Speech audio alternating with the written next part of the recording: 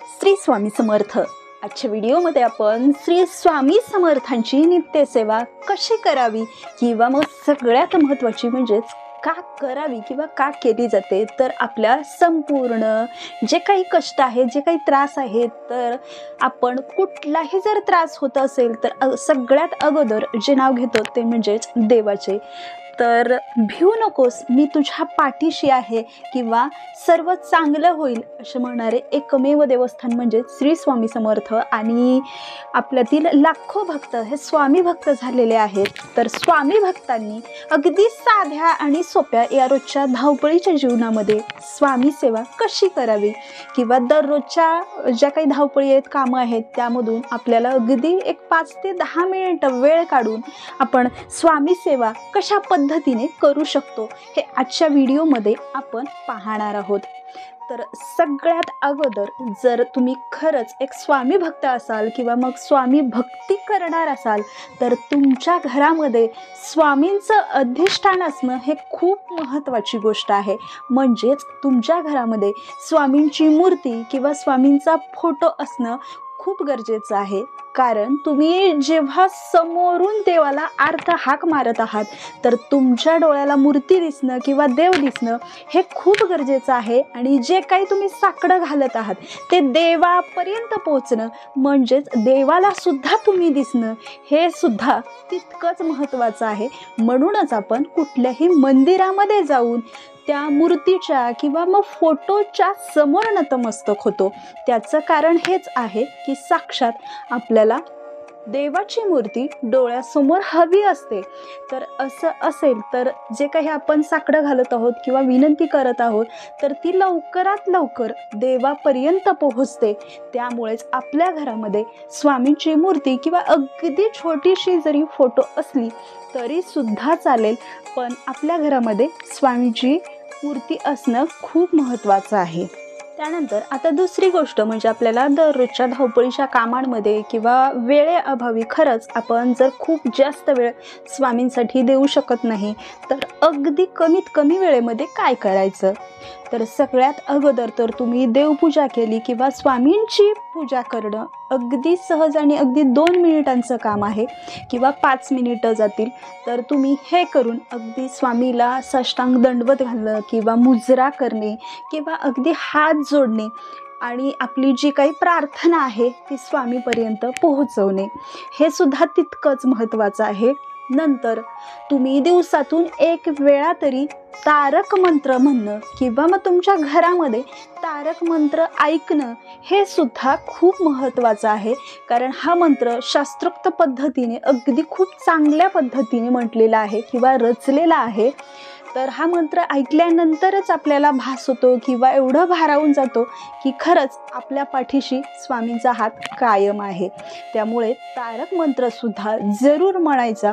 हा अगदी 1-2 मिनिटामध्ये संपणारा मंत्र आहे। त्यानंतर दिवसातून तुम्ही 11 माळी तरी जप स्वामी समर्थांचा करणे हे खूप गरजेचं आहे। तर 11 माळी म्हणजेच का, तर अगोदरच्या 10 माळी ह्या फक्त आपण देवासाठी किंवा दुसऱ्या कार्यासाठी करतो आणि जी शेवटची 11वी माळ आहे ती केल्यानंतरच त्याचं फळ आपल्या स्वतःसाठी आहे।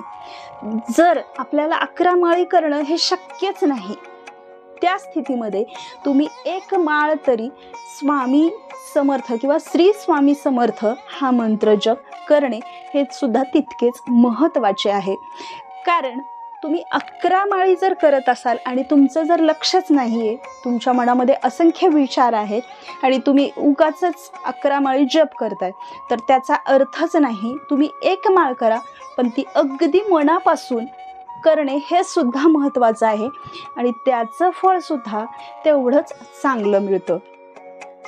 त्यानंतर तुम्ही तुमच्या घरामध्ये अगदी साधा आणि छोटा असा पवित्र ग्रंथ आहे म्हणजेच स्वामी समर्थ सारामृत ग्रंथ। हा अगदी 30 ते 34 रुपयाला मिळणारा साधा आणि सोप्या भाषेमध्ये अगदी छोट्या छोट्या अध्यायामध्ये विभागलेला हा ग्रंथ आहे।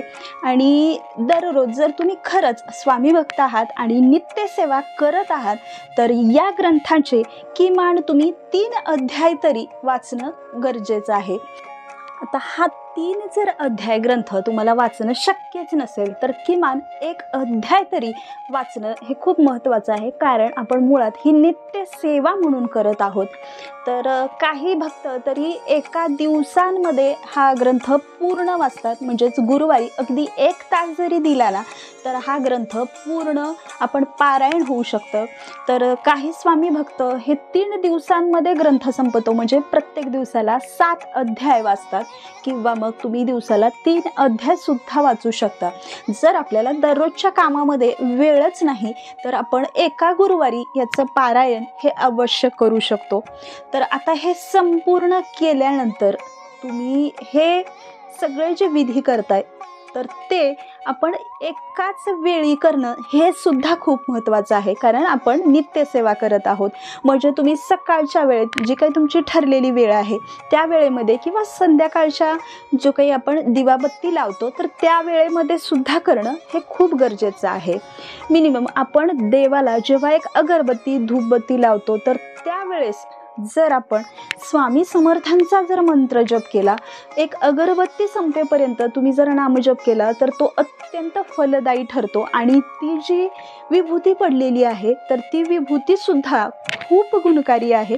तुम्ही घरामध्ये सर्वांना ती विभूती लावू शकता. सगळे दोष दूर होण्यासाठी हा खूप महत्त्वाचा उपाय मानला जातो. तर आपण जेवढी मनातून स्वामी भक्ती खरंच आहे आणि आपण मनातून सेवा करायची आहे तर अगदी देव भाव बघतो. तुमचा वेळ काळ तुम्ही किती भक्ती करताय हे काहीच बघत नाही. फक्त तुमच्या मनातून तुम्ही फक्त एक वेळा जरी स्वामी समर्थ खरंच माझ्या पाठीशी आहेत असं जर म्हटलात ना तर तो पाठीवरचा हात कधीच बाजूला होत नाही. ही स्वतःची अनुभूती आहे. स्वामी कुठल्याही परिस्थितीमध्ये आपल्या पाठीमागे असतात. तुम्ही फक्त हाक देऊन बघा, स्वामी तुमच्या हाकेला नक्कीच धावून येतात. जर खरा स्वामी भक्त असेल तर तो फक्त त्याच वेळेमध्ये किंवा त्या बंधनामध्ये राहूनच आपण स्वामी भक्ती करावी असं काहीही नाही. जर मनातून आपण देवाला साथ घालतोय ना किंवा त्याचं नामस्मरण करतोय तर तुम्ही इतर कोणत्याही वेळेमध्ये अगदी तुम्ही कोणतंही काम करत असाल आणि फक्त मनातून श्री स्वामी समर्थ हा जर मंत्रजप करत गेलात तर खरंच त्याचं सुद्धा तेवढंच फळ आहे, किंवा आपल्या मनातील भाव हा देव बघतो. तुम्ही कशा पद्धतीने करताय, कुठे करताय किंवा कसं करताय हा काहीही बघत नाही. देव फक्त तुमचा भाव बघतो. त्यामुळे मनातून आपण फक्त स्वामींचं नाव घ्यावं आणि जे काही स्वामींनी दिलं आहे तर ते स्वामींनीच दिलेलं आहे. जे काही मिळालेलं आहे किंवा आपलं जे काही कार्य घडत आहे आपण फक्त निमित्त मात्र आहोत. फक्त स्वामींना सांगायचं की स्वामी हे सर्व तुमच्यामुळेच घडलेलं आहे आणि तुम्हीच हे माझ्याकडून करून घेत आहात. हा समर्पित होण्याचा भाव आपल्या मनामध्ये अवश्य ठेवायला हवं. किंवा मग आपण जेव्हा सकाळी दररोज उठतो तर हा दिवस जो बघतोय तो फक्त देवामुळे बघतोय.